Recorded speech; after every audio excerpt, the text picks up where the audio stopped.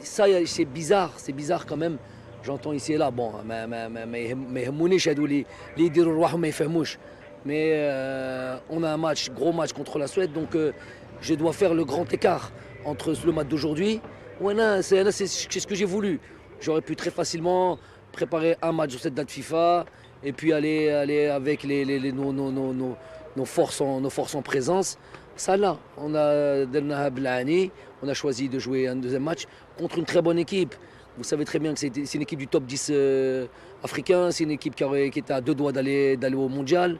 Faut pas, il nous faut de l'humilité, il nous faut aussi qu'on soit un petit peu clean et qu'on ne fasse pas n'importe quoi. Donc on est d'accord pour jouer des grosses équipes. J'aurais pu faire un deuxième match contre une équipe un peu moins forte.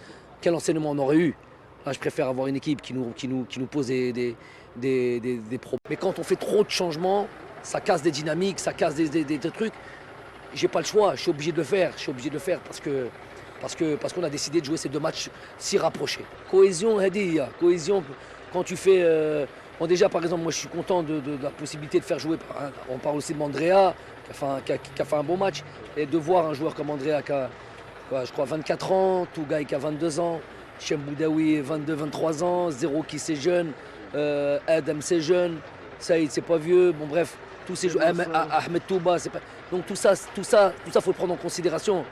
Eux, ils sont venus avec cet esprit de faire un gros match contre une bonne équipe, une grosse équipe africaine, mettre toute leur force, tout leur truc. On a pu voir le Hamas sur le terrain et en dehors du terrain. C'est deux choses différentes. On est dans l'idée de donner du temps de jeu, même si c'est au risque, je le dis avant, et je referai ça, au risque d'avoir du manque de cohésion. Ça laisse et les faire jouer, je vous dis, les faire jouer contre des équipes d'un moindre niveau, d'un moindre calibre, je ne vais pas avoir les bons enseignements. Je préfère les mettre comme ça dans une difficulté de l'adversaire, quitte à voilà, avoir des problèmes ici et là, que plutôt de choisir un match facile ou ne pas jouer de match. Je préparais juste un match contre la Suède. J'ai avec nos forces. Voilà. Il y a peu d'équipes, ceux qui veulent faire mentir les gens, il y a peu d'équipes dans le monde qui viennent et qui font autant d'essais, autant de trucs. Les matchs internationaux, on n'en a pas beaucoup dans l'année. On a 7, on a 8, s'il n'y a pas de compétition internationale, s'il n'y a pas une CAN ou une Coupe du Monde, tu as 7-8 matchs durant l'année. Donc 7-8 matchs durant l'année, tu ne passes pas ton temps à essayer 6, 7, 8, 9 joueurs. Non, personne ne fait ça. Effectivement, je pense que de toute l'histoire du football, les confrontations entre l'Algérie et le Mali, c'est toujours des matchs difficiles. Le Mali a toujours eu des très très belles équipes. Ils l'ont encore ce soir et ils ont un vrai effectif. Donc ça, il n'y avait pas de surprise là-dessus.